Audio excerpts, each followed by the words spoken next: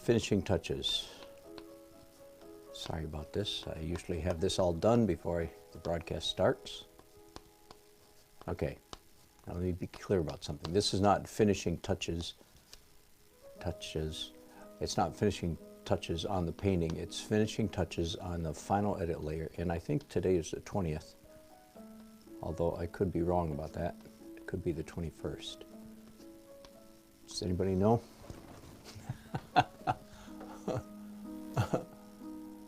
It is the 21st. Okay, hang on, let me fix that. Okay. Something, the world would come tumbling down if I got that wrong. Well, hello friends, I am once again happily in the comfort of my upstairs studio. My name's Dan. This is Daily Art Adventure number 770. If you doubt it, just read the number right there. And I am doing, I don't think I've ever, no, I know that I've never done a broadcast with this subject before. That is to say, the finishing touches on the final edit layer. And once again, the final edit layer used to be the end of the painting process, but as I've said many times over the last several months, that is no longer the case. I now proceed to do at least two different things after this, and that will be the case here as well. But yesterday's broadcast, on yesterday's broadcast, I was in not the beginning, but midway through this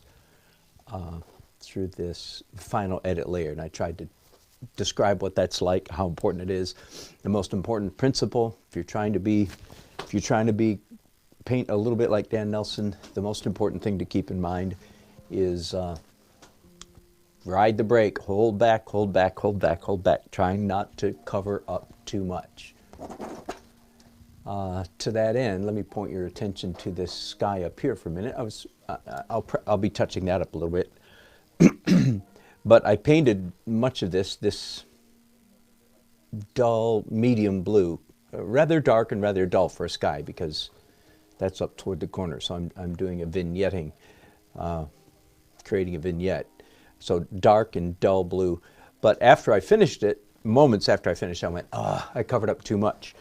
And so I picked up this rag, stuck my finger in it, and just scribbled, just literally took off much of the paint. Of course, that's part of the beauty of oil painting that you can't do with acrylics, really. All right, so let me describe for you the way my mind is working when it comes to finishing touches on final edit. Okay? And I think it's simple. One of my favorite words for this step of the process is called sparkle, adding sparkle. So one of the main things I'm looking for is anywhere on the painting that needs just a little bit more light. So you may have heard me on occasion walk you through this process where I say, okay, when you are in the opaque mode, again, which if you're a traditional oil painter, you're in the opaque mode nearly from the get-go. Everything's straight out of the tube. So, and you might be a wonderful painter, but you'd be better if you did transparent. Joke, wink. But yeah, it's true. But anyway, I'm not going to push it. If you paint the way I do, of course, nearly the entire process is in transparent and somewhat translucent mode. So this opacity comes late in the process. So once you've entered into the opaque phase of the painting process, then there's a principle that is good to follow.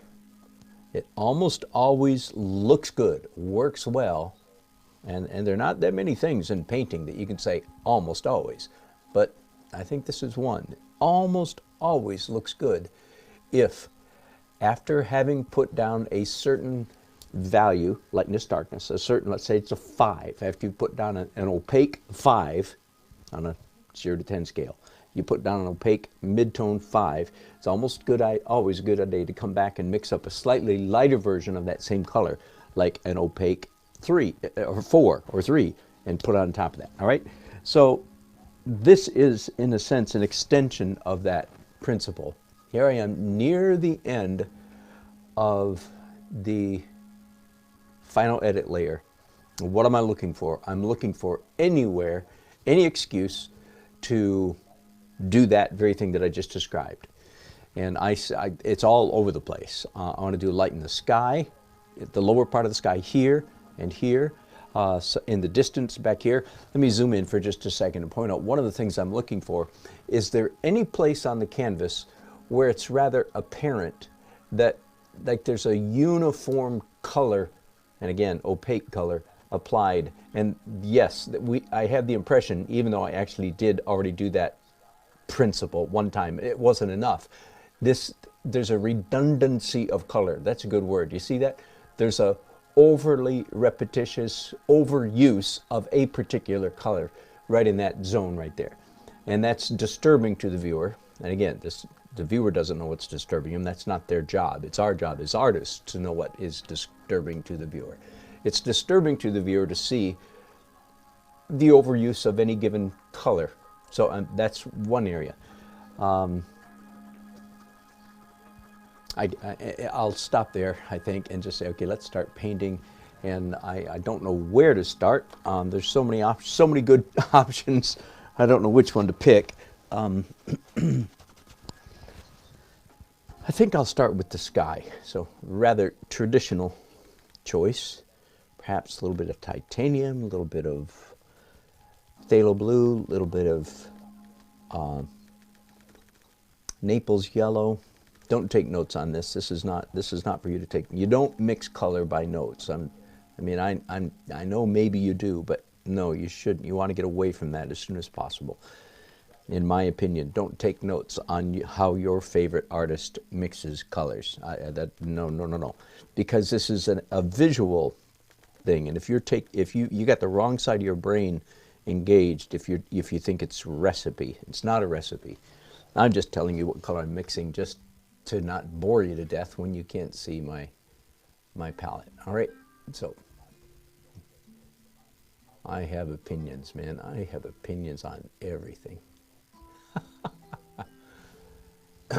So I've mixed up a paler, and that's a little bit too pale, actually. That's a nice problem to have, because that's an easy fix. I've got a very pale, warm blue. And again, here we go again. Some of you are like, what? Warm blue? There's no such thing as warm blue. Oh, boy. Oh, boy, oh, boy, oh, boy. Thank you for your 10th grade color theory. No. Oh, I've talked about it so many times, I'm not going to talk about it again. Trust me, there's warm blues and there are cool yellows, everything in between. It's all, I'll give you this much. It has to do with how close is it to the warmest of all colors, which is yellow-orange. All right, that's as much as I'm going to say. If you are curious, you can send me a comment or a question, or just keep watching, because I don't go too many weeks without doing that whole warm, cool colors and cool, warm color thing. So right now I've got a very warm, that means I added yellow to my blue, so, or greenish, if you will, right? If you add yellow to blue, you get green. At that point, your 6th grade color theory serves you well. You got it right. So I just want a little bit more light.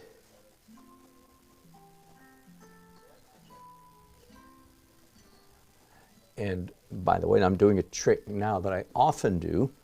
I don't know if it's a trick or not, but when I've got a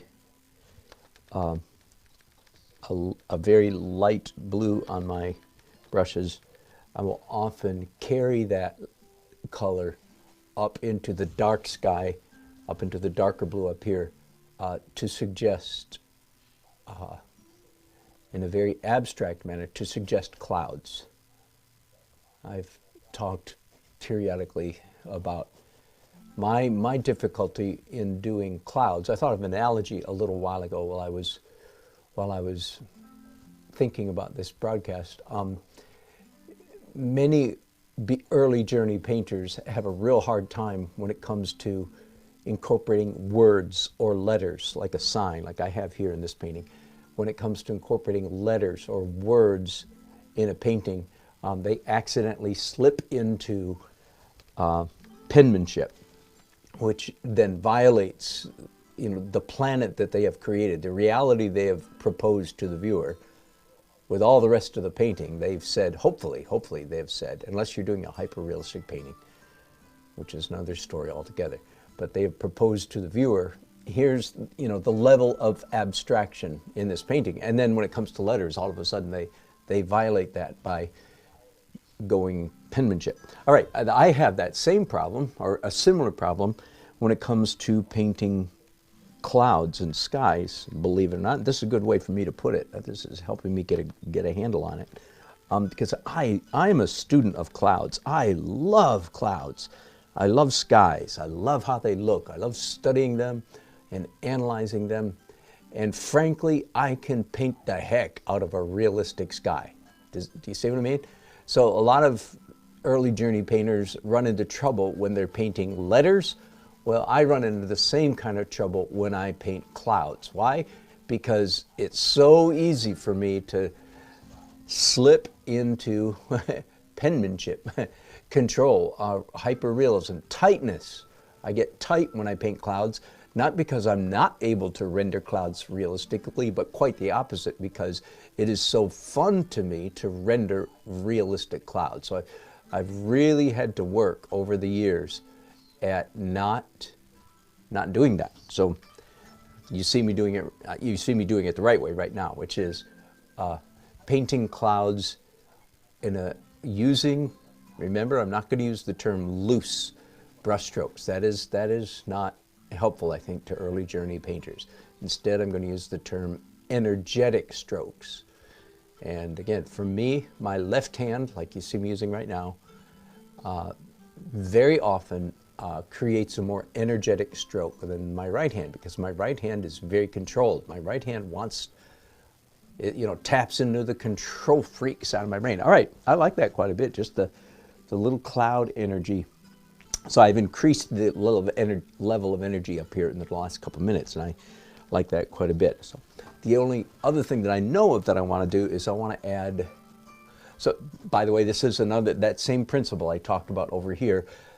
Same color blue, all in here.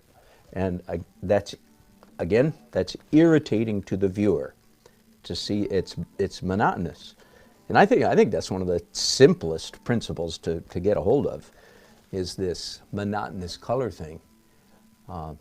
We all do it, I think, largely because we're, to some degree, in a bit of a hurry, right? So we mix up a color and then we proceed to just sort of slather it around because, the sky is blue. Everybody knows the sky. I've mixed up my blue color, and there we go.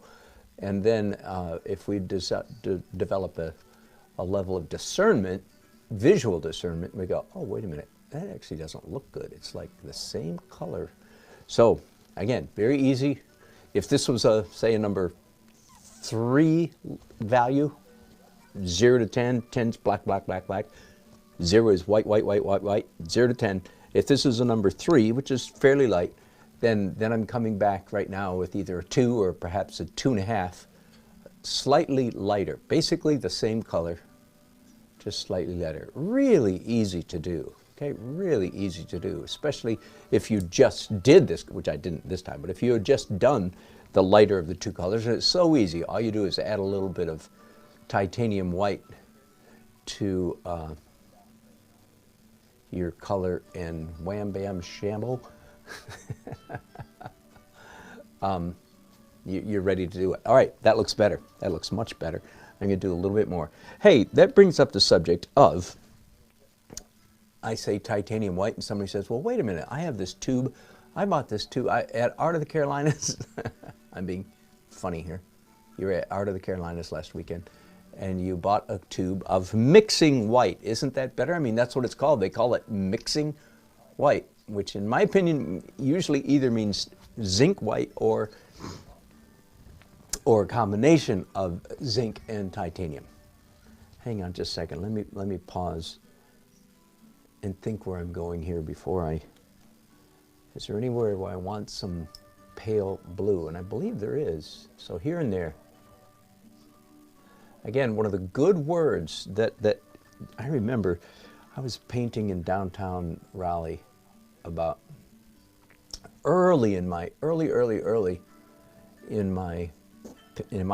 oil painting journey, about 15 years ago, and a man who's not that great a painter, he was an okay painter, but he came and saw what I was doing, and he said, "Ooh, that's right, add that sparkle." And at the time I went, "What?" And I nodded and said, "Yeah." I nodded and said, "Yeah, that's right," even though I'd never heard the term sparkle before that I was aware of. And I think about that funny little episode so often because it was the first time I ever thought of the word sparkle. But that's a really good descriptor, really good word for describing what I'm doing right now. Sparkle. Good word. Keep that in mind. Do sparkle, folks. Do some sparkle. All right. So anywhere else where I want to put some blue right now? Yeah, I do. Now, I'm going to go over here. Let me wipe off my brushes. I don't need to clean them, but I do need to wipe them off. Just a quick, where am I going from here? After this final touches on the final edit, the answer is I'm going to go to broken color. Okay? That's just to give you kind of a forecast of where I'm going from here. Right now, I want to mix up a lighter version of this right here.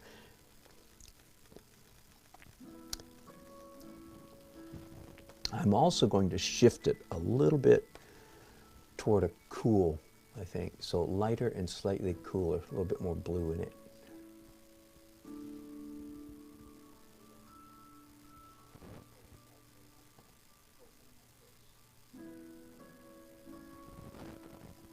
That might be good enough. Maybe a tiny bit more. So this is, whoops, no, don't panic. But you're not stuck. Just because you put a mark down doesn't mean you have to marry it. You have to take it home. You don't have to take that mark home, meet Mama and Papa. You can change your mind if you want to. Oh, yeah, all of a sudden I just got a whole bunch lighter. Let me see if I like that. Looking down a city street like this, never use your fingers. I'm being facetious. I say that every time I use my fingers. But never use your fingers if you have cobalts or cadmiums in my opinion. Simply because it's been known to cause cancer in laboratory rats in California. But you're not a laboratory rat and you're not in California. So, you know, maybe it's much ado about nothing. Anyway, again, I'm being facetious. But do be cautious about getting your fingers into your all your stuff. All right, I like that better.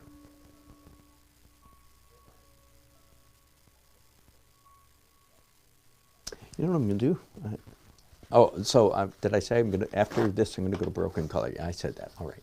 I'm going to maybe start doing sort of what I do with the broken color trick. That is, I start somewhere on the color wheel and just go around.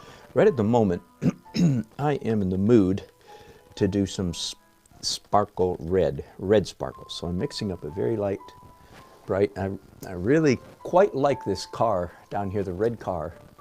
But I want to add just a touch of red. Okay, so do you see my brush dancing around, wiggling around there? Like it's not quite under my control? Well, there's a reason it seems like that. The answer is because it's not quite under my control. Okay, and I've talked about that a lot, you guys. Many early journey painters, they get mad, they get downright furious at their hand for shaking, when in fact, in most cases, it is in fact their shaking hand that is making the most interesting marks in their painting.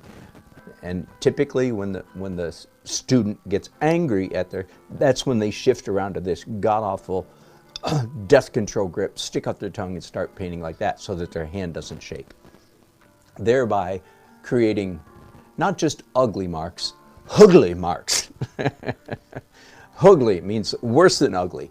It means really ugly, hugly. I don't know which part of my childhood that notion came from, the hugly notion, but be that as it may.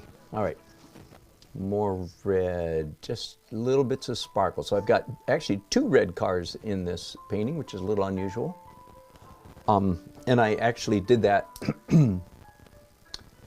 Hello, Uncle 60. Here's my reference photo. It's a little bit out of sight for you, but I just want to show you that I do have I'm looking at a reference quite a bit up there. And I did that sketch, so to speak, in Photoshop. So I worked quite a bit and added, I think this red car was here, but I added this one and so on and so on. Anyway, just to let you know, I don't just go out and take pictures and whatever comes out in the photograph, well, there you go, that's what you're going to paint from. Oh, that's ridiculous. In fact, it's actually, of course, much better, in my opinion, to actually do a sketch of this scene. But I did, I think, maybe the second best thing, which is a Photoshop sketch. So things like 2 red cars, yes, was an intentional decision. I'm not doing 2 red cars because there were 2 red cars in the scene. Am I making sense? I just want to let you know that that's an intentional decision. And yes, I like it. It's working well. I have these little bits of red. While I was talking, was that about the traffic light? Nope. No. The traffic lights here are green. Unusual. Usually I'm more inclined to do red traffic lights because they're so pretty. But in this case, I felt like green, and it means these cars, of course, are going through and these are stopped. Now, although I don't usually worry about that because the light can turn red or green and the cars just haven't moved yet. But I like the little bits of red that are happening in the painting and the little bits of green. So to me, it seemed better in this particular painting for the traffic light to be green. And I'm not sure that I answered your question, Horatio. Sorry about that. But what am I doing right now? Just sparkle and actually, honestly, a little bit of broken color. Putting red wherever it feels like it. Not some of my red is representational, serving realism, serving similitude. Some of my reds right now. All right, I think I'm done with red.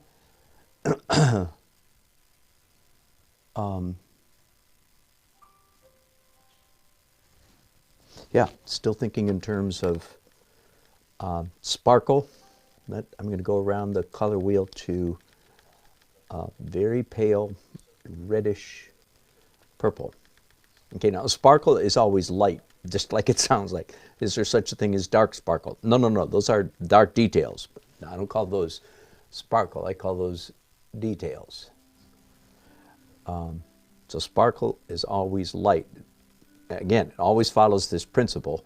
After you put a color down, you put another color on top of it. Okay, so I just opened the subject, opened a question.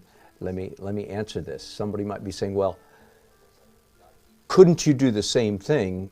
That is, when you're in the opaque realm of painting and you put down a color that's too uniform, couldn't you come back and do dark on top of that? And the answer is yes, of course you could.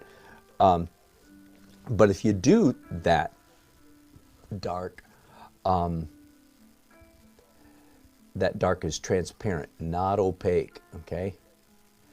We do not like, the human eye does not like seeing dark paint on top of light. We're not even that crazy about seeing transparent dark on top of light. But transparent is much better than opaque. And hang on a second, I need to think about what I'm doing. Little bits of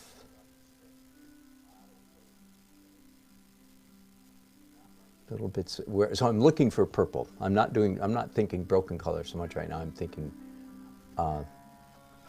realistic or believable color. And places where there's already some purple, I just want to add some sparkle. Yeah, like up here on the back of this sign. It's not exactly purple, but it feels purple because of the colors that are around it. So that's a good place to add just a little touch of. Same thing here. Do you understand what we're seeing here and here are the backsides of traffic, you know, do not turn, or left turn signs and that kind of thing. So it's bare aluminum. So it's very reflective, very neutral tone. Just explain that. Oh, here's a place. Because of atmospheric perspective right in here. This red tree that's just kind of far away, therefore it's been cooled down with blue, therefore it has a faint purplish cast to it. So I just pushed the purple, added some sparkle. Oh, and here's another place up here. Again, just, by the way, at the moment at least, I'm quite happy with the level of abstraction. I say that and then I'm going to mess it up. I'm happy with the level of abstraction up here. Branches that are up close, right, in the sky around. And then as soon as I pointed it, I said, oh, wait a minute, that would be a little bit better if some of those blue, it's still barely wet. I did it maybe an hour or two ago. So I just softened a bunch of edges. Again, don't you paint with your fingers, but you can let me paint with my fingers. All right. Any place else I want this kind of pale pinkish purple. Oh, I'm doing broken color in spite of myself here now, which is certainly fine. Okay, I'm going to continue around the color wheel then. I don't have to clean, don't want to waste time cleaning my brushes.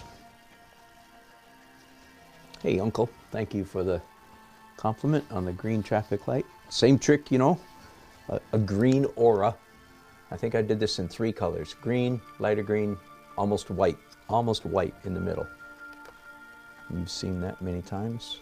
Yeah, I think it looks pretty good. All right, so I'm mixing up now some ultramarine so that I have a light, cool blue on my brushes. Warm blue has yellow in it. That would be phthalo. Is a greenish blue, so I call that warm blue. Whereas I call this a purplish blue, I call it a cool blue. And again, if you're confused by that, just stick around, you'll hear me. Or go back to one of my videos where I've labeled it perhaps, talking about color wheel, color theory.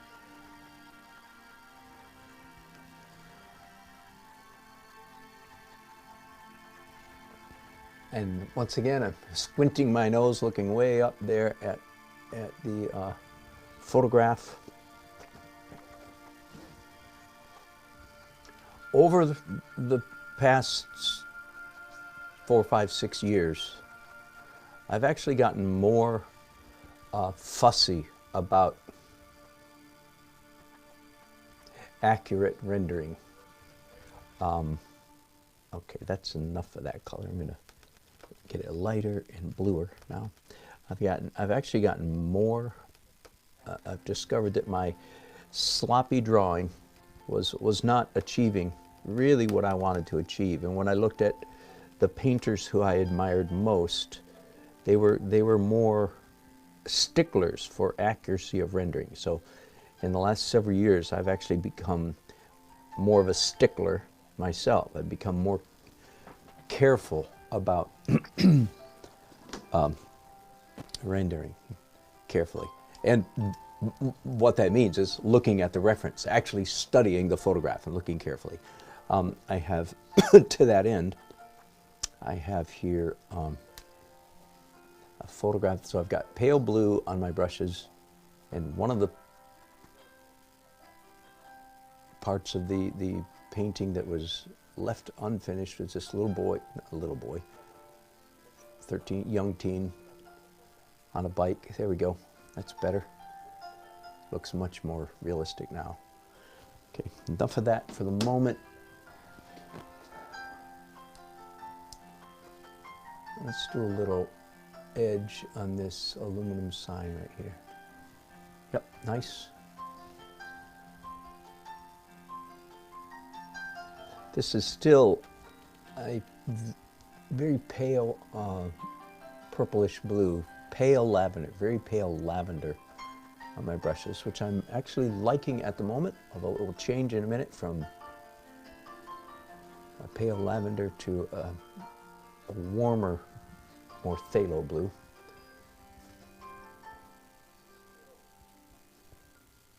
A little broken color there.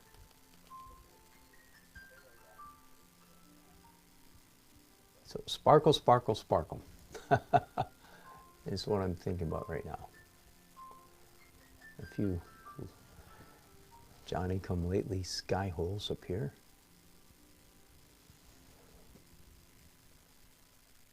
Any place else there's blue asking for a little bit of sparkle, yeah, on the back of this car right here. On the hubcaps of this car, yeah, a little bit of blue.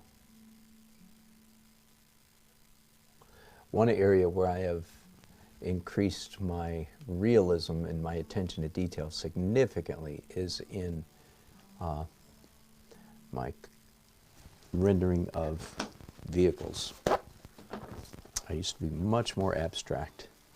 I don't really care for cars. I don't, you know, I did when I was a kid. You know, I went through my car period, but I'm way out of it now. But I discovered that the cavalier treatment of vehicles was not serving me well. I did not like, it turns out, when I looked at people whose work I admired more, I went, oh wow, they actually, even though loose, remember, is not the word. Loose brushwork is not the proper term. Energetic brushstroke.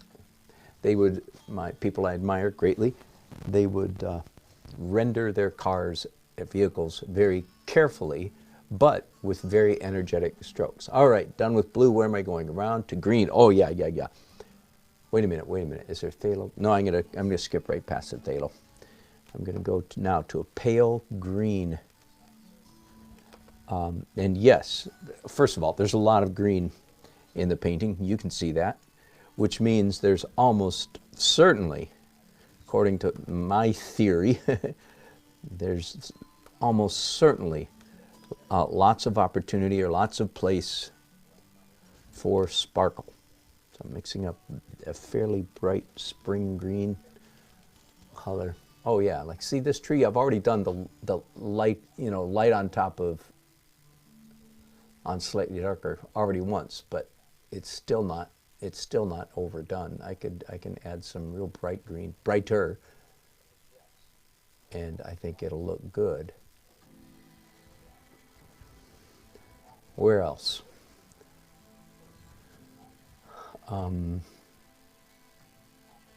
Maybe a few touches up here in these trees, but only a little bit. Those trees are very orange, and I don't want those trees coming toward the viewer a great deal. But a little bit of green up here, yeah.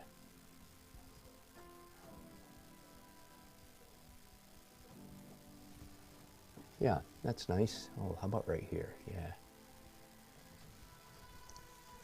Okay, I'm going to add even more white and Naples yellow to this green, so I have even paler than it was.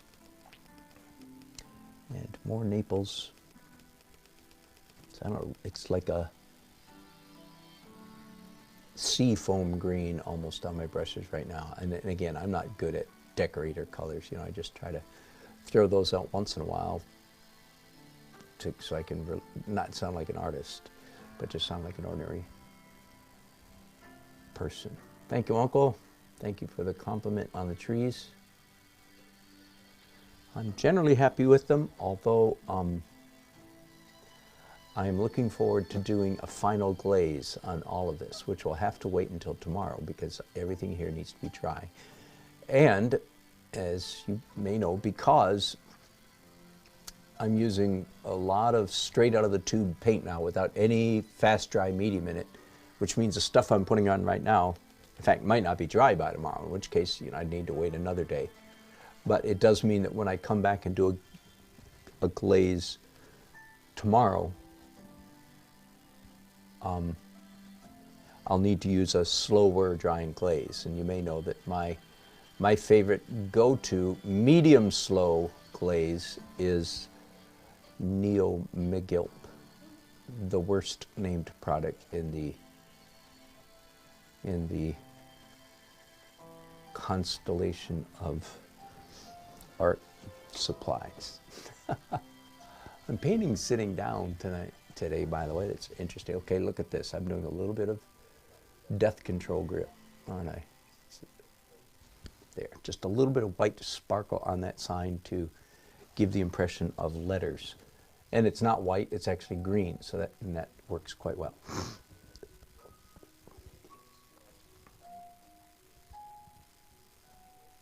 All right, I think that's good with the green. So if I continue my journey, the next stop around the color wheel, remember I started with red, purple, blue, green. Next is yellow, or yellowish anyway. And I think I am going to clean these brushes because I don't want it to be a yellow-green. Let's go all the way around to a warm yellow. Well, hang on, before we go past.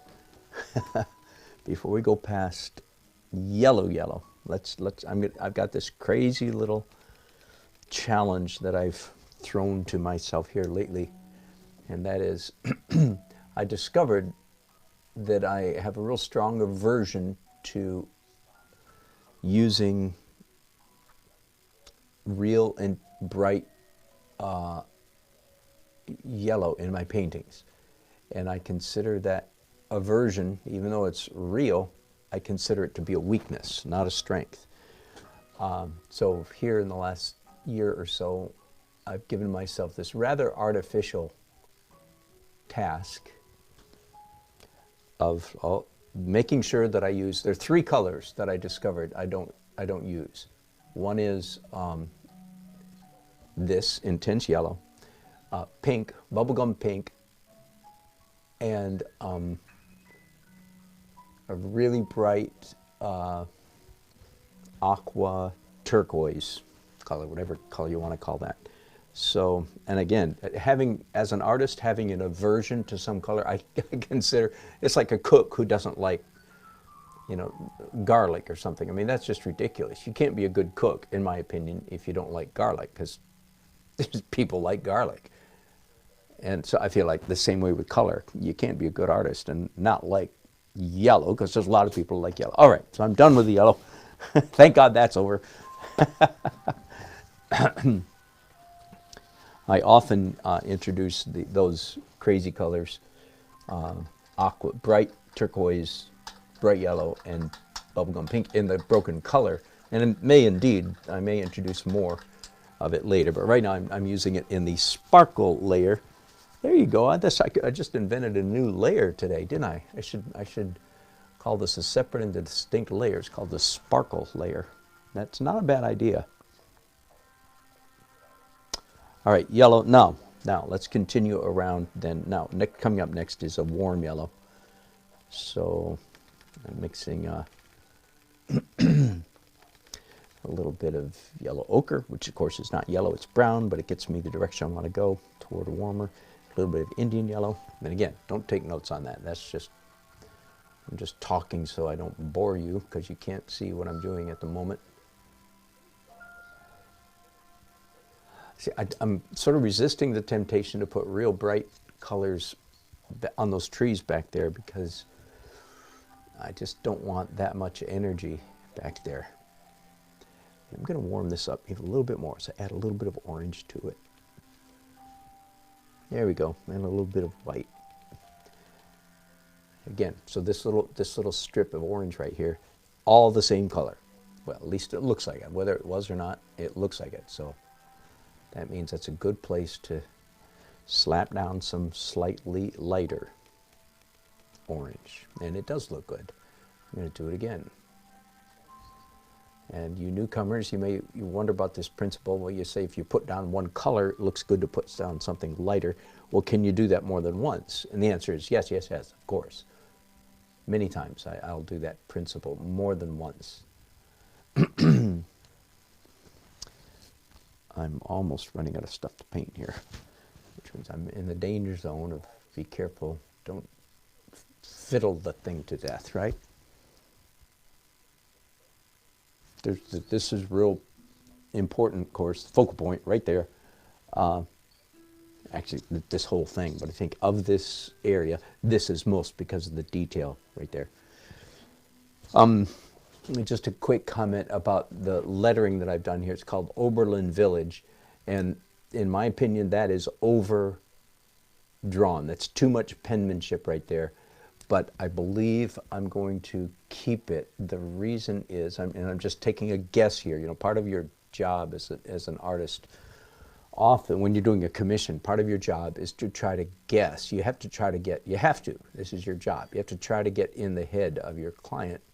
And I think my client is the proud owner of these buildings. I think he would like that to be at least almost legible, if not completely legible. Okay, so I consider that overdone right there, but it's going to stay overdone because I think my client will be happy to see that. And that's a voice of experience. I've done this kind of thing before, and you know, the client comes back, could you make that sign more legible? And I can live with it, you know what I mean? I'm not violating my, some deep artsy psyche thing. I will not be in counseling for that. I can live with it, it's okay. But I hope he doesn't want any more than that. I can't live with that. Hear ye, that's enough. All right, I think I'm done. Okay, no, I'm not quite done. What the final edit? Let me show you one more thing. It's slightly different from what I have talked about so far. And I really have been using these brushes too much. Let me put these down and get some different ones. By the way, as an artist, you see funny things online.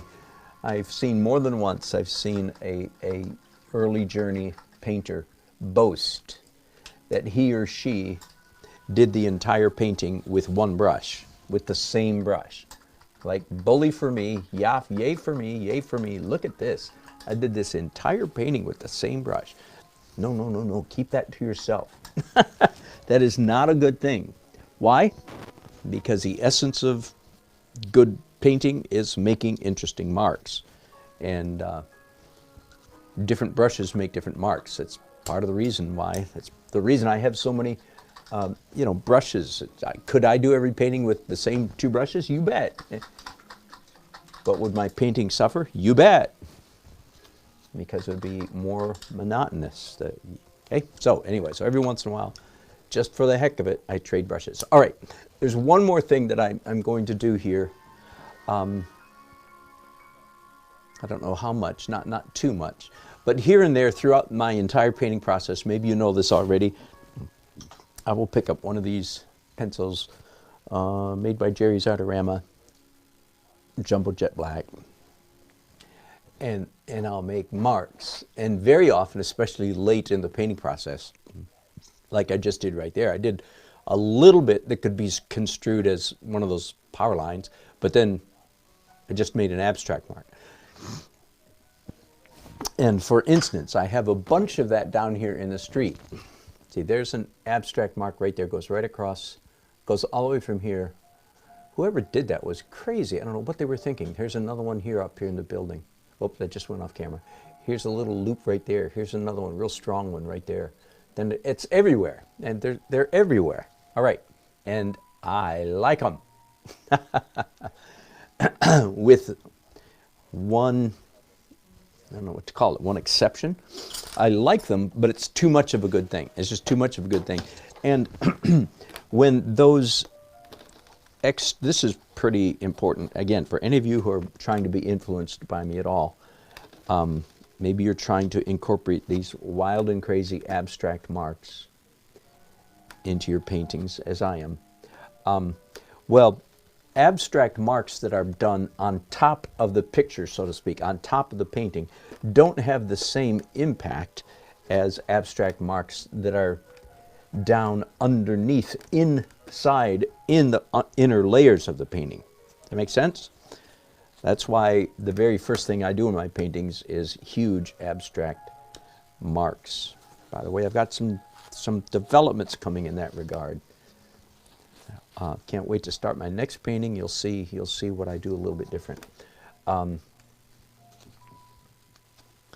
So seeing a pencil line like this, just laying there, flopping like a dead fish, on top of the painting is not very impressive. It's like, yeah, I don't know why he did that or she did that. So I'm going to fix it, okay? It's a real simple fix. It takes a little bit of time and attention to detail, but whoops, I just picked up way too much blue. Oh my goodness. Let me pick up way too much yellow then to kill the blue, right? Blue killer, that would be yellow, or orange more precisely. Yeah.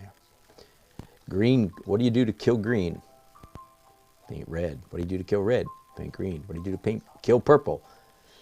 Paint yellow, and so on. And especially in the world of transparent and translucent layers. This is what I'm talking about primarily. All right. So I'm trying to mix up this color right there. And actually, it needs to be slightly lighter than what's there, right? Because we don't like to see, in the opaque realm, we don't like to see slightly, even slightly darker, just is mud. It looks like it's an unhappy smudge if it's slightly darker than what's there. So again, it needs to be slightly lighter. That is really important, not slightly darker. Now, and this is very typical of what I do. Even though that pencil mark is completely abstract, it is not in the service of realism at all. It's not. I didn't do it because there's a mark in the street or a tire track or anything like that. No. It's purely abstract. Now I'm going to take one stroke and go right across it and obliterate it. That's sort of the essence of final edit. By the way, let me zoom in here a little bit. Hey guys, nice to see you talking to each other. Hello Karen, good to have you here. I'm a crazy fiddler, I am.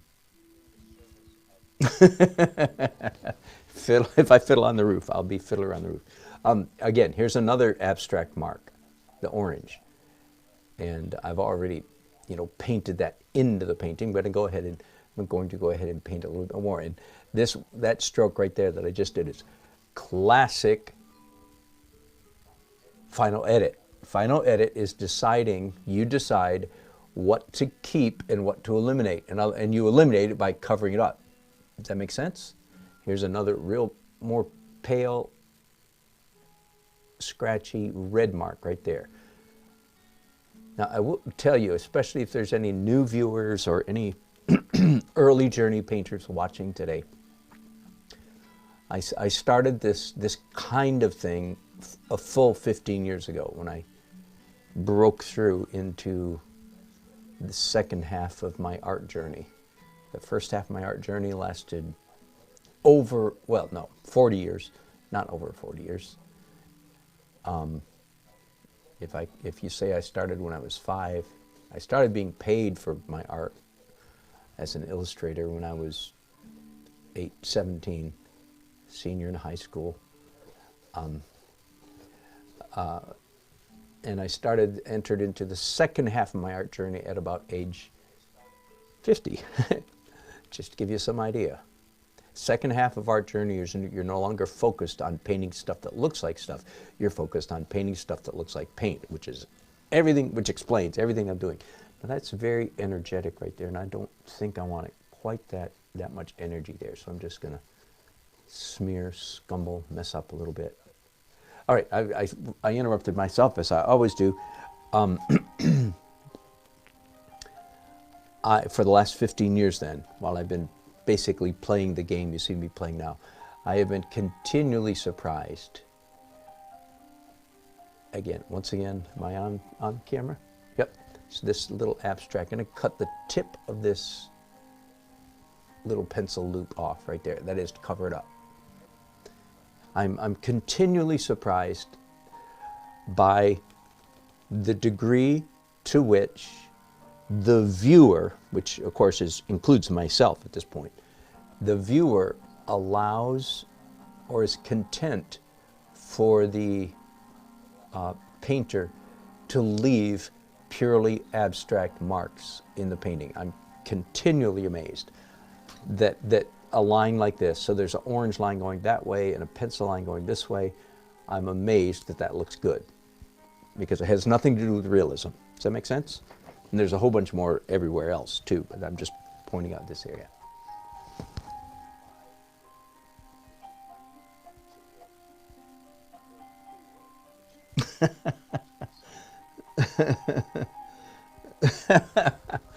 Oh, sorry, I'm just laughing at all your chats, and you guys, if you're watching this after the fact, you can just turn on chats and follow along, see what I'm laughing at.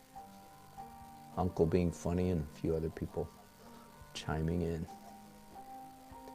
So once again, there's an abstract pencil line, goes right across there. And now let me be clear. What I'm doing right now of painting up to both sides of a line, that is so, I'm not trying to be anybody, but in hindsight, I realize that is such a Dan Nelson mark. It is so characteristic of my painting. Again, I'm not trying to do anything, be anything that I'm not. I just, in hindsight, I go, huh, you know what? I do that a lot, and I still like it. So the day may come when I go, well, that was really stupid. I don't know why I thought that looked good. That doesn't look good as I thought. We have those moments as artists. Did you know that? We do indeed. I used to think that looked cool. Let me see if I can think of something where that's happened to me. Well, I just told you, in a way, I just told you one. I used to think it looked cool to leave my automobiles in my paintings more abstract. And then I went, you know what? That doesn't look so cool. So that's one example. I'm sure there are many others. Let me think for a moment. So, you know, in the future, because we're all improving, isn't that great? I just love it. That's one of the things I love about art. Man, we can all improve. The one time so far that I got into the National Oil Painters of America show, there's proof positive that I ain't no big dog, because I only got into OPA once. Now, I will say, up until this year, up until now, every painting I've ever entered an OPA, a little bit in my defense here, so put on your defense guard a little bit. Every painting I've entered has been a painting that I did at breakneck speed, as fast as I could. And some of you know that I changed my ways earlier this year and started slowing down and taking time to get things right, so to speak. So we'll see if that makes any difference in me getting into OPA. Now, in my mind, the paintings I've done this year, even though my number is way down from previous years, in my mind, there's no question that my paintings are better than a year ago. So I made a choice 15 and a half, 16 years ago. I made a conscious decision. I say, which will make me the better painter? To paint like a bat out of hell for 15 years, or to start painting masterpieces right out of the get-go? Mixing up my expressions here. And I decided that painting like a bat out of hell, painting like crazy, fast, was the better way to go. In hindsight, I believe I was absolutely correct. That painting fast was the fastest way for me to improve. But then at the beginning of this year, some of you were watching me at that time, I went through this quite amazing moment of discovery. It's like, wait a minute, 15 years ago, guess what? I've reached that point. So I started painting significantly differently starting in January. It's hard to believe it's been almost a year already. What was I saying? I was saying something about OPA. And now I forgot what it was. Maybe I'll remember in a minute and I'll mention it again. The one time I got in, I started to say, the one time I got into OPA. Oh, I still can't remember. I'll come back to it.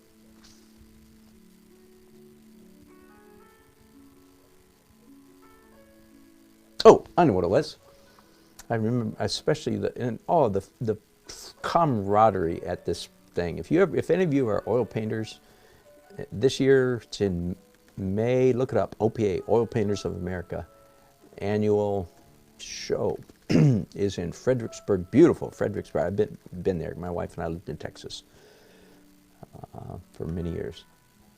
Fredericksburg, Texas. Beautiful place. By the way, I'm coming back and doing a little bit of sparkle here. I thought I was done with sparkle and then go, wait a minute, I need some light green in there. I remember late in the week of sitting around with this wonderful camaraderie that I mentioned, and we were talking about how hard it is to get into an OPA show. And again, just to give you some idea, basically 2,500 of the best oil painters in America, ostensibly, arguably the best painters in oil painting. 2,000 of them apply to get in. Most of them, not all, but most professional painters. And of the 2,000, less than 10% get accepted. And some of us were sitting around and talking about, you know, and some of the people around the table had gotten in that year and some had not. I was one that had. I wasn't that impressed that I got in until I got down to the show and then saw everybody's work and went, oh my goodness, wow, I might be the worst painter in the whole place. I didn't suffer any, you know, crushing ego threat, but just arguably, you could argue that I was the worst artist in the place. Anyway, we were sitting around the table. I'm going to finish this sentence yet. And somebody said something like, yeah, think about it. And they maybe pointed at me and said, are you still improving as a painter? And I said, heck yeah. And they said, me too, and pointed to another painter. Are you going to be better next year than you are this year? And they said, of course. And we kind of went around the table and everybody said, yeah, no, I'll be better next year than I was this year. And then it was the realization sort of smacked me anyway. It's like, oh my goodness. No wonder. It's not only hard to get in, it's getting harder. Because everybody that got in last year comes back this year, unless they're dead. Virtually everybody that got in last year is a better artist this year. Wow. Okay, so I'm just rejoicing in the beauty of our chosen, you and me, if you're an artist, of our chosen field of interest or whatever, that improvement never levels off, doesn't have to. You know, one of the things I read in art history books that always freaks me out a little bit is when they describe an artist who's dead, and they'll say, you know, at this period, this artist was at their peak of their creative properties or, you know, faculties or something like that. And I always go, oh no, I hope not. I hope I haven't peaked. I'm not very worried about it. There's no way I've peaked. By the way, I'm doing green sparkle here since I somehow ended up with pale green on my brushes again. All right, I think I'm done with all that. I might do one more broadcast today, and that would be broken color. But I'm not quite done. Oh, I was off camera for a while. I'm sorry, you guys. Sorry. Okay, but there's just one part of this painting that might need some attention.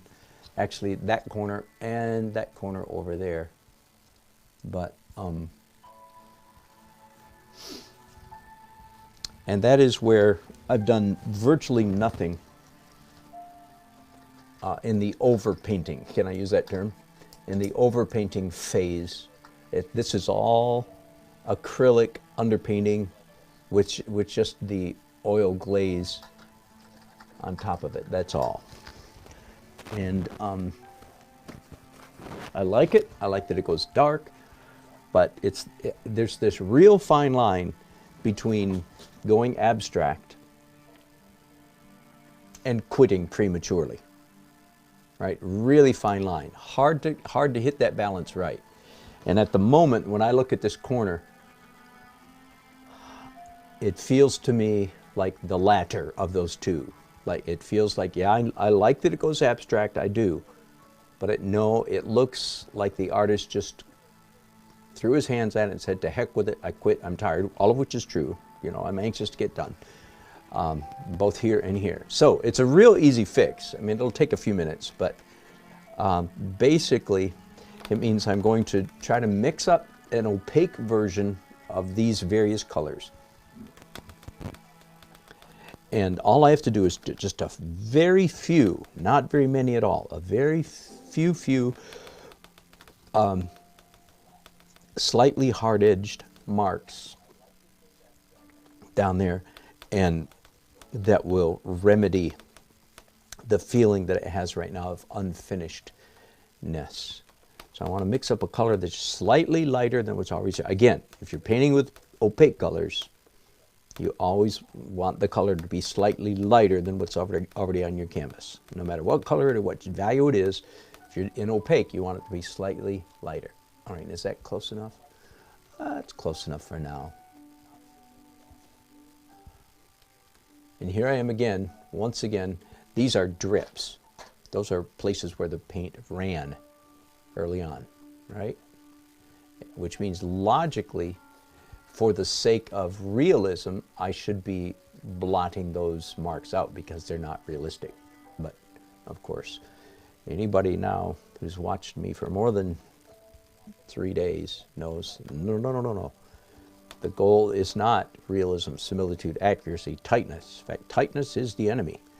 I've said a new expression I came up with a couple months ago, so I still find it helpful. If all the time that you spend on a painting, especially toward the later stages, can't wait to see your dog, Barbara. You guys talking about each other's artwork, that's great fun. Barbara, I haven't seen your dog, but I have enjoyed looking at your paintings, catching you on Facebook lately. And I think I need to catch the rest of you, so always feel free to send me a link, you guys, to your Facebook. If I haven't commented on your uncle, I haven't commented on your stuff. Okay, so I just did some opaque stuff down there and retained much of the abstractness, but just those hard edges give the feeling that I didn't abandon the painting prematurely. All right, I started to say something a while ago. If all the time spent, especially in the later stages, if all the time spent on your painting is in the service of realism, in other words, you know, the more time you spend, the more realistic your painting gets, then time is your enemy. Okay, and this is especially for those of you, which is nearly all of us, who say, I paint, I'd like to be looser, right? All right, so if all the time that you spend on your painting is spent in the service or toward the task in a direction of making your painting more realistic, then the more time you spend, the worse your painting is going to get, because it's going to get tighter and tighter and tighter, right? So one of the solutions to that is just make sure that not all of your time, like right now I'm doing a lot of completely abstract stuff down here. So I'm following my own advice. Does that make sense? So I'm not trying to create realism down here. I'm trying to create interest. Energetic strokes, not realistic strokes per se. All right, now I'm going to go down to this corner. And then I'll be done with this phase. I will end this broadcast, even if I'm going to do another broadcast. Oh yeah, you see this car? By the way, I mentioned several times about this camouflaged vehicle, which is very, very typical. In fact, I'm going to camouflage it just a little bit more right as we speak and make the tire a lighter color. This car is very important in the composition, because if that car were not here, this whole area would be basically one flat plane, one street. Boring, right? So the placement of this vehicle is quite important. But the danger, this is just one of those tricks I learned the hard way. The danger is if I make this car, which is so close to us, so close to the viewer, so close to the camera, if you will, and it has to be accurately rendered, fairly accurately, do you know what I mean? So the solution is I do this, what I call camouflage trick, which is, it's virtually the same color as the background. You see how there's this light strip, and then the car's light here, there's this greenish, dull greenish stuff here. And I am going to actually, even the tail lights, which are naturally red, I'm going to cover up a little bit with some green. So I'm actually camouflaging this car even a little bit more than it was. The strange part is it still looks like a car, even though it's now camouflaged so much. And that has been a real, I do the same thing sometimes with pedestrians walking on the street. Again, so many of my paintings, as you may know, are cityscapes. So I do the same trick with pedestrians. Render them carefully. They're quite close to the viewer. It's important that they're there. But do them what I call camouflage. Do them so that it's the same color. So I just increased the camouflage of this vehicle just in the last couple of minutes, and indeed it looks better. It doesn't scream at us. It does its job, but it stays sort of in the background, even though it's so close to the viewer. Does that make sense? I'm fighting a little bit of a cold here the last couple of days, so I hope that won't last long. Painting around the edge over here. And I now have a dirty, get this, I have a dirty purple-green color. I think only an artist would understand what that means. Purple-green? Purple-green? What is purple-green? And the answer is, it's a mixture of purple and green. So it's a neutral tone, obviously. But that's because that's what's on this part of the painting, is purple and greens stacked up on top of each other. All right, I like that much better. With this purple green on my brushes, I'm going to come in here and do a little bit sort of the same thing, camouflage this bicycle rider just a little bit. He's getting a little bit too much attention, as is that telephone pole.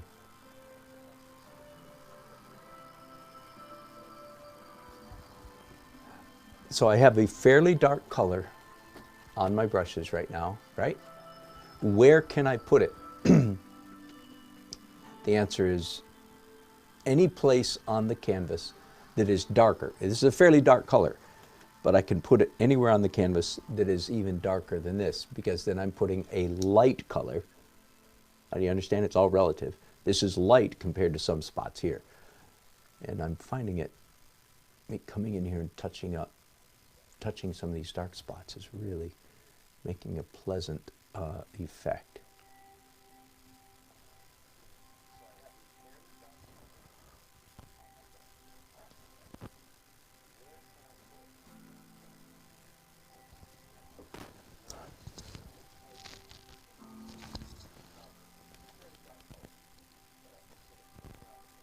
Again, you get light with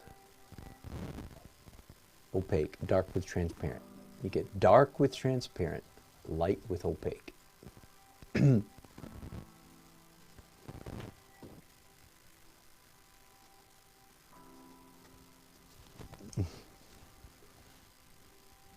All right.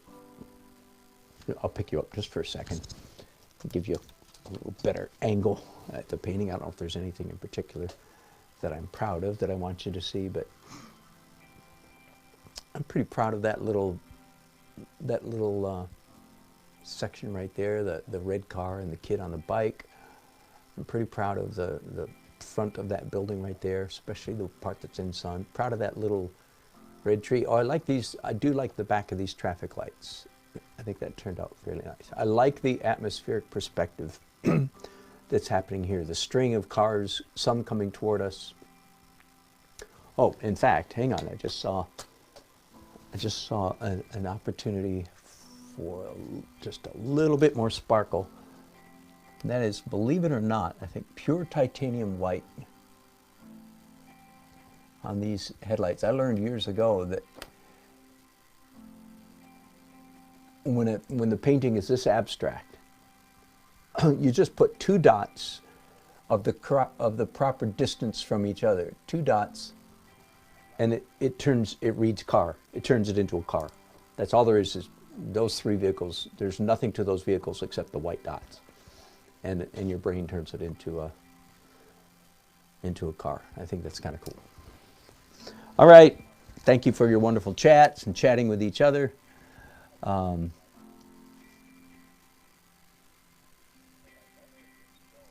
My red car, do you see a traffic light on that direction flow? Good question. Oh, you know what? I lost 2 traffic lights. They used to be right here. Now the lights that are stopping these cars right here are actually either behind this branch or off the picture this way. But look at that. Way to go. That's a good observation. I lost 2 traffic lights right there. But I am not going to put them in. That's too bad. Thanks for pointing it out. A little bit late there, Uncle 60. Where were you 2 days or 3 days ago? I think that's a mistake I can live with. I'll see how I sleep tonight, okay? If I'm tossing and turning, oh, traffic light, then I'll rethink that. But I think that's a mistake I can live with, I think. All right, I'm going to end this broadcast here, and I think I'm going to go right into broken color, which I usually do after my final glaze, but today, just because of the way things are ending up, I'm going to do final color now and do final glaze tomorrow. Yes, you are like birds chattering on the cables while I paint. I should put some of you birds up right up there. Whoops, I was saying right up there. Thank you, Barbara, appreciate that. I'm sitting back. It's a little bit tight, you know. I have discovered this tendency in me, but I sort of think it's probably a correct tendency. This is a commission for the man that owns these buildings. And usually when I do that, I get a little more uptight, but I think that my uptightness is probably well advised, because the owners of properties really, really want to see their property. So it's a little bit tight, but I think that's all right. All right. Thank you, gang, for your fun and your company. I might do a separate broadcast later in broken color. Thanks. Bye-bye.